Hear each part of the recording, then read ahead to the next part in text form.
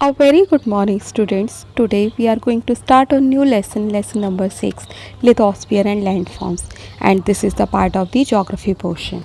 In this lesson, we will learn about what is lithosphere, what is the structure of the earth, what is rock, what are its types, what are main forms of the lithosphere, what are internal forces which change landforms. The origin of the earth dates back to 400 billion years and since then many changes have occurred. अब जो हमारी अर्थ है वो इसका origin 400 billion years पहले हो गया था और उसके बाद में लगातार कुछ ना कुछ चेंजेस होते रह रहे हैं। 29% जो है वो लिथोस्फीयर से सराउंडेड है और 71% हाइड्रोस्फीयर से सराउंडेड है और ये दोनों ही स्फीयर्स एयर से कवर हैं। The main spheres of earth are lithosphere. जो मेन अर्थ का स्फीयर है वो लिथोस्फीयर है, हाइड्रोस्फीयर और एटमॉस्फेयर है।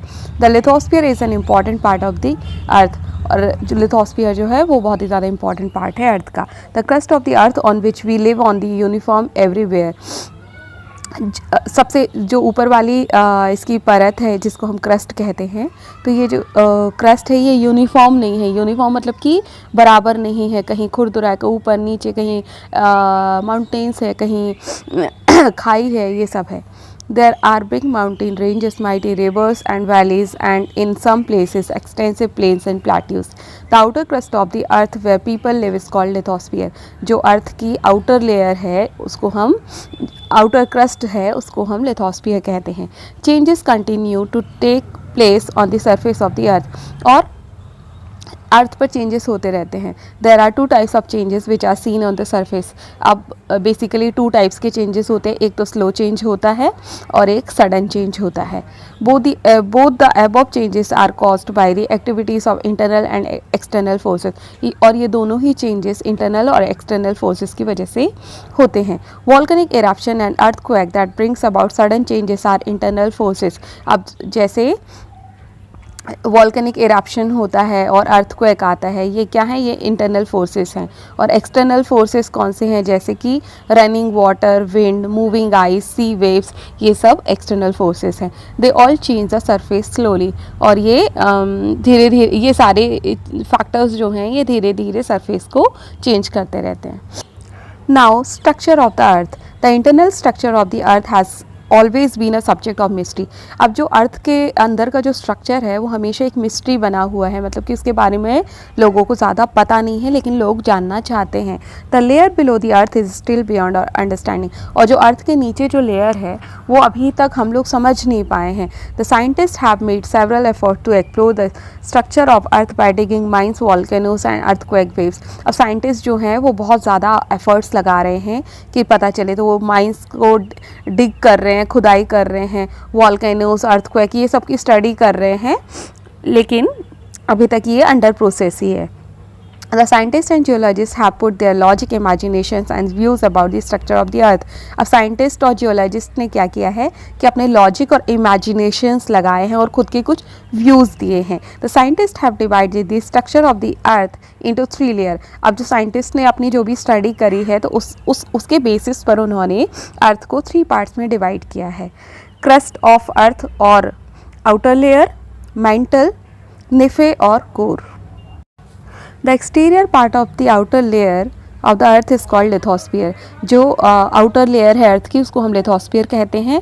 The living things live on this part और इसमें living things जैसे हम लोग, पेड़ पौधे, सब कुछ यहीं पे होता है। The continents and oceans are the part of the lithosphere और ये जो continents और oceans जो हैं ये lithosphere का ही part है। The sphere is formed by light porous rocks और ये जो sphere है ये light porous rock से फॉर्म हुआ है। Its width is approximately 10 to 70 kilometres और इसकी जो चौड़ाई है वो 10 to 70 किलोमीटर्स है। Continents are formed by them और इन्हीं प्लेट्स से कॉन्टिनेंट्स फॉर्म हुए हैं।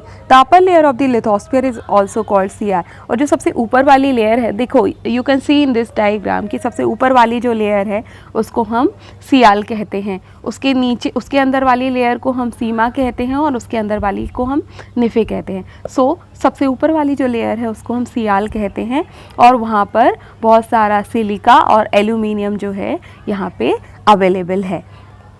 इसकी जो एवरेज डेंसिटी है वो 2.7 ग्राम पर क्यूबिक सेंटीमीटर है।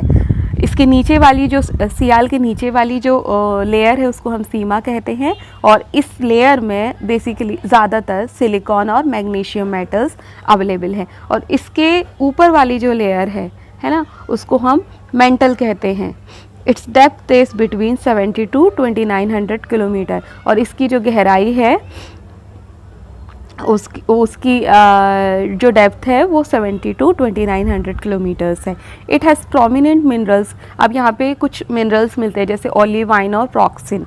इसकी जो अप्रॉक्स डेंसिटी है वो 2.9 to 4.7 है। The inner most core of the earth is called NIFE, और जो सबसे अंदर वाली जो लेयर है उसको हम निफे कहते हैं, और इसका एक और नाम है metallic core. It is composed of ferrium and nickel, और ये फीरियम और निकल से बनी हुई है। It has highest wait and density, और ये सबसे ज़्यादा वेटेस्ट और इसकी डेंसिटी सबसे ज़्यादा है। इट्स अप्रॉक्सीमेट डेंसिटी इज़ 13, और इसकी अप्रॉक्सीमेट डेंसिटी जो है वो 13 है।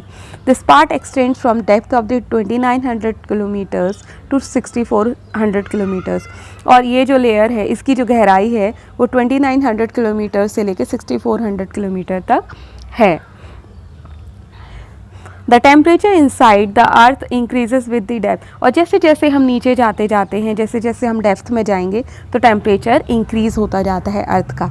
The temperature increases at the rate of 1 degree Celsius for every 32 metres depth, और जैसे हर 32 मीटर्स की डेप्थ पर 1 डिग्री सेल्सियस टेम्परेचर जो है वो बढ़ जाता है। However despite high pressure internal rocks and metals do not melt but remain solid, लेकिन इसके बावजूद जो अंदर जो रॉक्स वगैरह है, मेटल्स हैं, वो मेल्ट नहीं होते हैं लेकिन वो सॉलिड हो जाते हैं। It is all due to the pressure of the outer layer, और ये सब कुछ क्योंकि जो आउटर लेयर का प्रेशर इस पर पड़ता है, इस सब की वजह से ये होता है।